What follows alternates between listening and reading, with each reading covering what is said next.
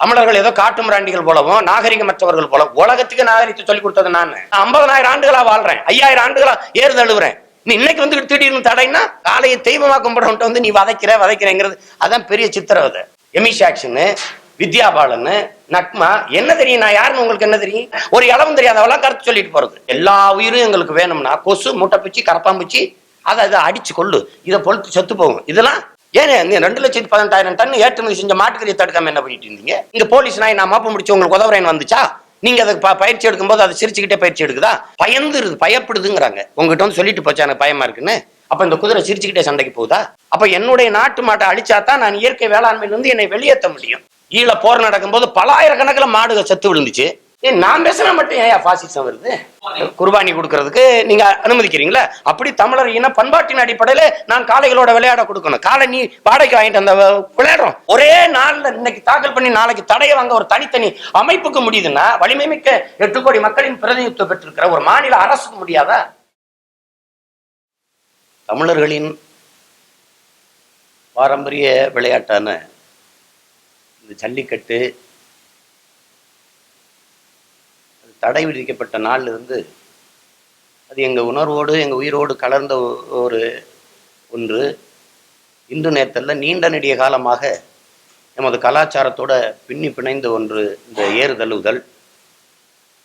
இது காளைகளை வதைப்பதல்ல, காளைகளோடு விளையாடுவது என்று பல முறை வலியுறுத்தி பல போராட்டங்களை முன்னெடுத்து அந்த உணர்வின் வெளிப்பாடாக விதிக்கப்பட்டிருந்த தடையை நீக்கி நீங்க ஜல்லிக்கட்டை நடத்தி கொள்ளலாம் என்று மத்திய அரசு அனுமதி கொடுத்திருந்தது. அதனால் அதையும் மீறி அவசரமாக வனவிலங்கு பாதுகாவலர்களால் அந்த வழக்கு தொடுக்கப்பட்டு மீண்டும் இடைக்கால தடை விதிக்கப்பட்டிருக்கு. பெருத்த ஏமாற்றமாக இருக்குது. அது எமது இனத்தின் மீதும் எமது பண்பாட்டின் மீதும் சுமத்தப்பட்ட ஒரு அவமானமாக நாங்கள் அதை கருதுகிறோம். திரும்ப திரும்ப நாங்கள் காளைகளை வதைக்கிறோம்னு சொல்றத நாங்கள் கடுமையாக ஆட்சேபிக்கிறோம், அதை எதிர்க்கிறோம்.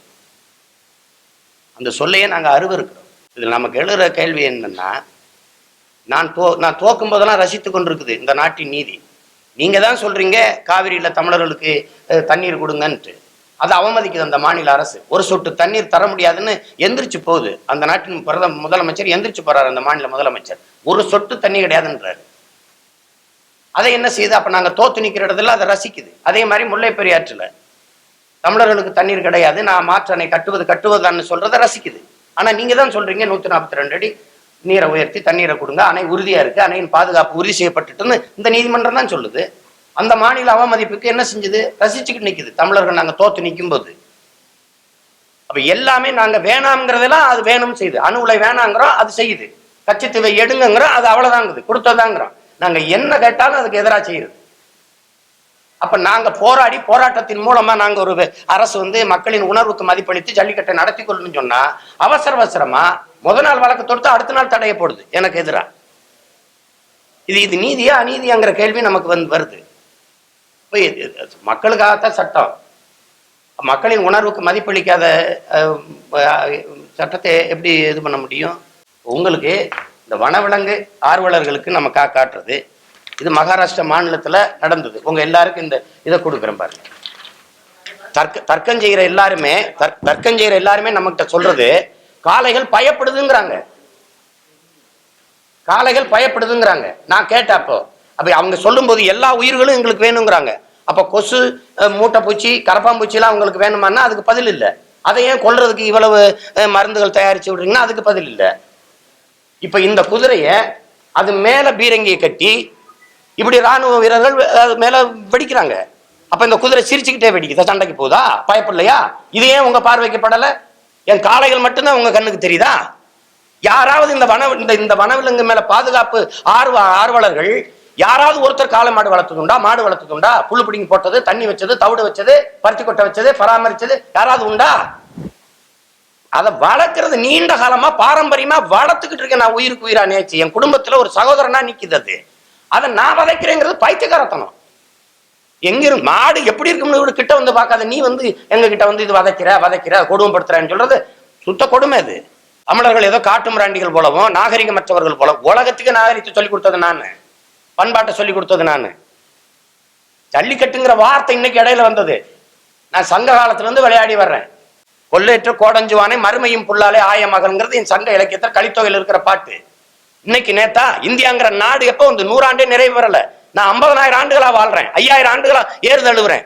நீ இன்னைக்கு வந்து திடீர்னு தடைன்னா பழசு பழசு என்ன அவ்வளோ பல ஆயிரம் ஆண்டுகளா விளையாடிக்கிட்டு இருக்கிறீங்க. இதை எதுக்கு பழசை பிடிச்சி கட்டி அழுகிறீங்கன்னா அப்புறம் எதுக்கு பாரம்பரியம் இந்த அருங்காட்சியகத்தை வச்சு பழைய பொருள்கள்லாம் பாதுகாத்து வச்சிருக்கிறீங்க? எதுக்கு வச்சிருக்கிறீங்க? இந்த கோயில் பழமையானது பாதுகாக்கணும், இந்த கட்டடம் பழமையானது பாதுகாக்கணும். அப்ப எதுக்கு ஒவ்வொரு தலைவருடைய வீடுகளை நினைவு இல்லமா வச்சு காக்குறீங்க? இடிச்சு குட்டி தவிர ஆகிட்டு போக வேண்டியதானே? எதுக்கு எடுக்கிறீங்க? எதுக்கு பாதுகாக்கிறீங்க? அப்ப ஒவ்வொருத்தருக்கு நினைவகம் எதுக்கு கட்டுறீங்க? மணிமண்டபம் எதுக்கு கட்டுறீங்க? எது கட்டுறீங்க? சொல்றவங்க எல்லாம் அப்படி ரொம்ப நாளா விளையாடுறீங்க. உங்க அம்மாவுக்கு 95 வயசு 99 வயசாயிருச்சுன்னா ரொம்ப நாளா இருந்துச்சு பழசாயிருச்சுன்னு தூக்கி கொண்டு போச்சுருவீங்களா? அர்த்தமற்ற பதில்களும் கருத்துக்களும் வரவன் போறவன்லாம் சொல்றது. எமிஷாக்ஷனு, வித்யாபாலன், நக்மா என்ன தெரியும்? நான் யாருன்னு உங்களுக்கு என்ன தெரியும்? தமிழன்னா யாரு, அவனோட பாரம்பரியம் என்ன, பண்பாடு என்ன, அவன் பழக்க வழக்கம் என்ன, வாழ்வியல் முறை என்ன, ஒரு இளவும் தெரியாதவெல்லாம் கருத்து சொல்லிட்டு போறது. நம்மளே இப்ப இது என்ன பாக்குறோம்னா, அந்த வனவிலங்கு பாதுகாவலர்கள் துறை இருக்குது, அந்த துறையின் கீழே இயங்கக்கூடிய தனித்தனி அமைப்புகளை பீட்டா போன்ற அமைப்புகள் தான் இதை தீவிரப்படுத்தி செய்யுது. இப்போ அவங்களுக்கு தெரியாம இது இல்லை. 2 கோடிக்கு மேல அந்த ஒரே நாள்ல செலவு பண்ணி அதை தடையை வாங்குறாங்க. இவங்க எல்லாம் அமெரிக்க பொருளாதார அடியாளினுடைய ஆள்கள் தான் இவங்க எல்லாம். இவங்க அமெரிக்க டாலருக்கு தான் இந்த வேலை செய்யறாங்க. இப்ப நான் வந்து வேளாண் குடிமகன். நீண்ட காலமா நீங்க உலகத்துல எந்த காட்டுகளையுமே காட்டு எருமை இருக்க வழியே காட்டு பசு காட்டு காளைகள் கிடையாது. அது முழுக்க முழுக்க வீட்டு மாடு. நீங்க புதுசா வந்தா அப்படி மூச்சு காட்டுமே வெளியே. நாங்க சின்ன குழந்தை எங்க கூட எங்க வாரிசுகள் பிள்ளைகளா இருந்தா கூட அதை தொட்டா அது பாட்டுக்கு நிற்கும். அது எங்களோட எங்க உறவினரா பழகிருது. பைத்துக்கிறதுனா பேசிட்டு இருக்கிறாங்க. நாங்க எங்க பாட்டன் சிவனை வழிபடுறதுக்கு முன்னாடி அவருக்கு முன்னாடி காளையை வச்சு தெய்வமா கும்பிடுறவங்க. காளையை தெய்வமா கும்பிடுறவன்ட்டு வந்து நீ வதைக்கிறேங்கிறது அதான் பெரிய சித்திரவதை. இந்த வார்த்தை தான் பெரிய சித்திரவதை. இவங்கெல்லாம் இப்ப இந்த சொல்றவங்க எல்லாம் விலங்குகள் மூலம் தயாரிக்கப்படுற எந்த பொருளையும் நான் பயன்படுத்த மாட்டேன்னு சொன்னா எதையுமே பயன்படுத்த முடியாது. இந்த சட்டை பட்டு சேலை கட்ட தெரியுது, பட்டு பூச்சி கொள்ளாம வந்துருதா பட்டு? அப்ப அதெல்லாம் சுத்த பைத்தியக்காரத்தனம். எல்லா உயிரும் எங்களுக்கு வேணும்னா கொசு, மூட்டைப்பூச்சி, கரப்பாம்பூச்சி அதை அடிச்சு கொள்ளு, இதை பொழுத்து செத்து போகும். இதெல்லாம் அதெல்லாம் எப்படி பாக்குறாங்க? அது திட்டமிட்டு தமிழர்கள் வந்து இந்த காளையை ஒழிச்சாதான் என்னுடைய நாட்டு மாட்டு இனத்தை அழிக்க முடியும். அந்த நாட்டு மாடு போடுற சாணத்துலதான் உரம், அங்கதான் பூச்சியும் புழுவும் உருவாகும். நீங்க அந்த ஜெர்சி பஸ்ல அந்த சாணியில நீ பூச்சி புழு உருவாகாது, மண் அது ஒன்னத்துக்கு உதவாது. ஏன் நாட்டு மாட்டு பால் தாய்ப்பாலுக்கு இணையாருது, A2 ரகம். அதை குடிச்சாதான் குழந்தைய வளரும். அது தாய்ப்பாலுக்கு இணையான சத்து. அது ஒவ்வாமை வராது, அது ஒரு நோயும் வராது. ஆனா இந்த A1 ரகம் இந்த ஜெர்சி மாடுகள்ல இந்த மரபணு மாற்றப்பட்ட அந்த இதுகள் நீங்க சாப்பிட்டீங்கன்னா புற்றுநோய், இள வயதிலே பெண்கள் பூ பெய்யுறது, மார்பக புற்றுநோய், ஒவ்வாமை, இந்த செரிக்காம இந்த பல நோய்கள் வரும், மஞ்சக்காமலை போன்றது. அப்ப என்னுடைய நாட்டு மாட்டை அழிச்சாதான் நான் இயற்கை வேளாண்மையிலிருந்து என்னை வெளியேற்ற முடியும். அதுதானே நான் என் மாடு என் பசு அது சார்ந்த வேளாண்மை அப்படி வாழ்ந்தவன். என்னை இதுல இருந்து ஒழிக்கணும்னா என் காளையை ஒழிக்கணும். உலகத்திலே என் காளைகளுக்கு இருக்க திமிழ் வேற எந்த நாட்டு காளைக்கும் இல்லை.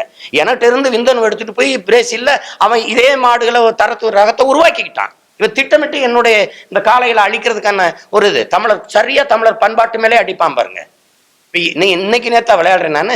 ஏன் நீ இந்த அருகில யானை வந்து முழுக்க காட்டு விலங்கு, யானை வீட்டு விலங்கு இல்ல, பசு காளை வீட்டு விலங்கு. ஆனா அந்த யானை காட்டு விலங்க கொண்டு அந்த கோயில கட்டி வச்சிருக்கே இவ்வளவு பெரிய சங்கிலியில. அதை எதுக்கு ஏறி நீ யானை பந்தயம் நடக்குதா இல்லையா? வாங்க நம்ம எடுத்து எல்லா தொலைக்காட்சியிலும் நீங்க காணொலி கிளிப் வச்சிருக்கீங்க, நீங்க போட்டு பாருங்க கேரளாவில் நடந்த கைதை. அப்ப அதையே நீங்க பார்க்கல. என்னோட காலையில மட்டும் வந்து உங்க கண்ணு உறுத்துது. ஏன் அப்படி? அப்பனா இந்த காலையை நீ திட்டமிட்டு அழிக்க நினைக்கிறேன். அதுக்கு வார்த்தை என்ன சொல்ற? பாதுகாக்கிறோம், பரிவு காட்டுறோம், ஐயோ பாவம்ட்டு அழிக்கிறேன். இதான் இங்க இருக்கிறது. ஏன் 2,18,000 டன் ஏற்றுமதி செஞ்ச மாட்டுக்கறியை தடுக்காம என்ன பண்ணிட்டு இருந்தீங்க? இந்த மத அடிப்படையில ஆடு வெட்டுறதுக்கு, ரம்ஜானுக்கு பிரியாணி போடுறதுக்கு, அந்த குர்பானி கொடுக்கறதுக்கு நீங்க அனுமதிக்கிறீங்களா? அப்படி தமிழர் இன பண்பாட்டின் அடிப்படையில நான் காளைகளோட விளையாட கொடுக்கணும். காளை நீ வாடகைக்கு வாங்கிட்டு அந்த விளையாடுறோம். நான் சின்ன வயசுல இருந்து எங்க குடும்பத்துல பெண்ணை போல அதை வளர்க்குறோம். ஒரு குலதெய்வமா நாங்க நேச்சு வளர்க்குறோம். நான் பட்டினி கிடந்தாலும் அதுக்கு உரியதை கொடுத்து வளர்க்குறேன் நான். இப்ப இந்த குதிரைக்கு இது காலங்காலமா நடந்துகிட்டு இருக்குது. அப்ப ராணுவ அணிவகுப்புல ஒட்டகம் வருது, குதிரை வருது, அதெல்லாம் ஒண்ணுமே பேசல. அப்ப பனிக்காட்டுல போய் குதிரையோட போறீங்க, நாயை கூட்டிக்கிட்டு கொற்ற பணியில போறது ராணுவம். இங்க போலீஸ் நாய் நான் மாப்ப முடிச்சு உங்களுக்கு உதவுறேன்னு வந்துச்சா? நீங்க அதை பயிற்சி எடுக்கும்போது அதை சிரிச்சுக்கிட்டே பயிற்சி எடுக்குதா? அதை நீங்க பயன்படுத்துறீங்க, காவல்துறை பயன்படுத்துது, அதையெல்லாம் நீங்க ஒண்ணும் கேட்கல. அது நீங்க யானைக்கு நீங்க வேலை நடக்குதுன்னா யானை பந்தயம் நீண்ட காலமா நடந்துகிட்டு வருது, அது உறுத்தல. ஹைதராபாத் போன்ற பெருநகரங்கள குதிரை பந்தயம் நடக்குது, அது உங்களுக்கு உறுத்தல. ஏன் என்னுடைய காளையை மட்டும் வந்து இதை ஐயோ பாவம் ஐயோ பாவம்னு பயப்படுதுங்கிறாங்க. உங்ககிட்ட வந்து சொல்லிட்டு போச்சா எனக்கு பயமா இருக்குன்னு. அப்ப இந்த குதிரை சிரிச்சுக்கிட்டே சண்டைக்கு போகுதா? யானை மகிழ்ச்சியா ஓடுதா? ஈழ போர் நடக்கும்போது பலாயிரக்கணக்கில் மாடுகள் செத்து விழுந்துச்சு. அப்ப ஒரு ஆர்வலரும் அதுக்கு பேசல.